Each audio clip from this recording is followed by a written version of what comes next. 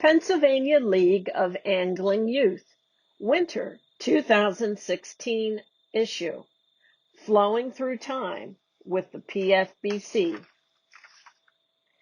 Written by D. Fisher and Adam Spangler. Editor, Spring Gearhart. Design and illustrations, Andrea Feeney. Read by D. Fisher. Flowing Through Time with PFBC. The Pennsylvania Fish and Boat Commission, PFBC, was established on March 30th, 1866. Pennsylvania's governor, Andrew Curtin, signed a law creating the Commissioner of Fisheries. He appointed Colonel James Worrell to be the first commissioner. Back then, kids went to one-room schools. All of the grades were taught together in the same room. Chalk and pieces of slate were used to do their work. Candles and lanterns were used for light. Kids of that time could not have imagined the technology used in schools today. While much has changed since 1866, the importance of education has not. This issue of Play looks at the Commission's history of using education in carrying out its mission. 1866 to 1941, launching the agency. The Civil War had just ended, and conservation and migrating fish became important. In the beginning, the commissioner worked hard to convince people of the importance of conservation and fishways for migrating American shad. He spent a lot of time traveling to meetings talking about American shad and other fish, often traveling by train.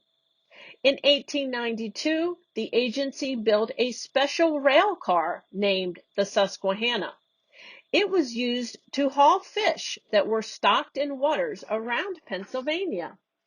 In 1893, it was used to carry live fish and displays to the 1893 Chicago World's Fair. Then it went to the St. Louis World's Fair in 1904. The rail car was in operation through 1914. In 1912, the Commission used displays in schools. The displays helped people learn about fish and clean water. The Commission started using motion picture films to help tell that story in the 1930s. In 1931, the Commission produced a magazine called Pennsylvania Angler. Articles in the magazine were about Commission efforts and ways to be a better angler. The magazine continues today as Pennsylvania Angler and Boater. Highlights from PFBC History. 1908, a tugboat named the Commodore Perry was built to help with law enforcement and fish and water studies on Lake Erie. 1923, the first license button was issued. 1925, a board of commissioners was established. 1941 through 1991, casting forth the mission. The next 50 years of the commission were very busy. The PFBC grew, and so did the education efforts. The commission was involved in summer camps during the 1940s. The Pennsylvania Federation of Sportsmen were important partners in these camps. Many of these camps continue today.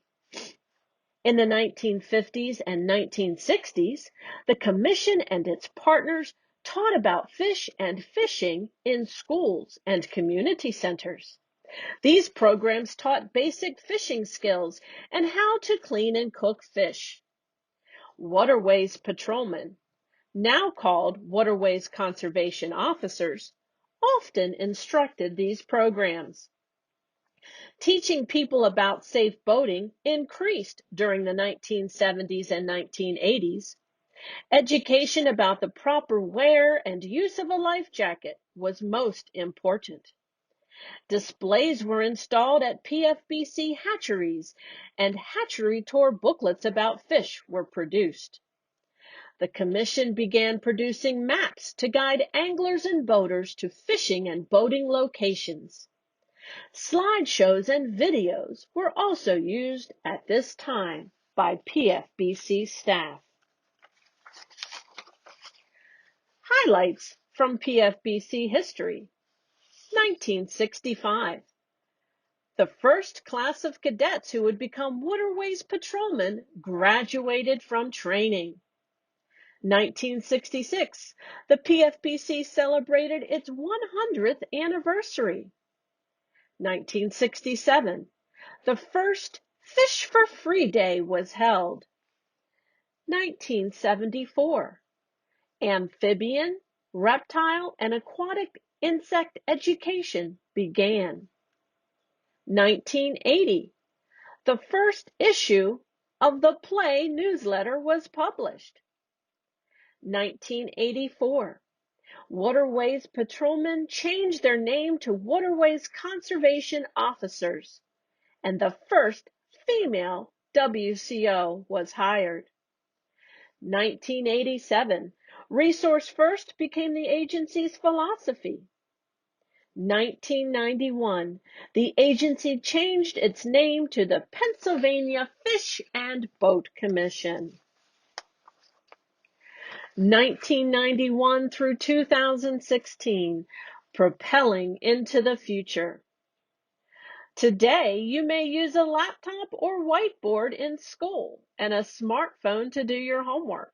You may use digital books instead of printed textbooks, or even go to a cyber school. Your education has changed with the times. The PFBC has also changed.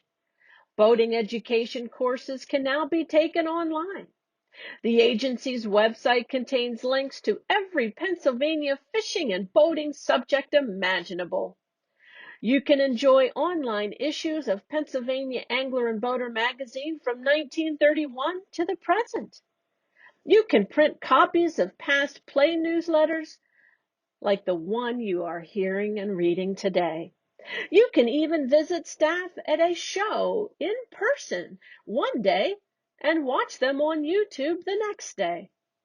Technology used in education has changed a great deal since 1866, but the goals for education have remained the same. The Commission uses education to help people become better anglers, safer boaters, and protectors and stewards of the aquatic resources. Technology is fun, and video games can be great. Still, it's even more fun to get outdoors with a friend and go fishing or boating. It's healthy, too. So put aside that Kindle, iPad, or notebook and prepare to launch into the next generation of conservation education. Your own. Highlights from PFBC history. 1997. The magazine changes its name to Pennsylvania Angler and Boater. 2002. The Fishing Tackle Loaner Program is started. 2006. Family fishing programs began. 2008. Trout in the Classroom began. 2013. The first Mentored Youth Day was held. 2014. The Voluntary Youth Fishing License becomes available. Money raised from the sale of this special license continues to be dedicated to providing programs to youth. Make a time capsule. Sometimes when businesses or schools have a special anniversary celebration, they make something called a time capsule. They take different objects or news articles, place them into a special box, and close it up with directions that it cannot be opened till a date in the future. Then when the box is reopened, the items become a reflection of the past that brings back memories. You can create your own time capsule with the activity sheet that accompanies this play newsletter.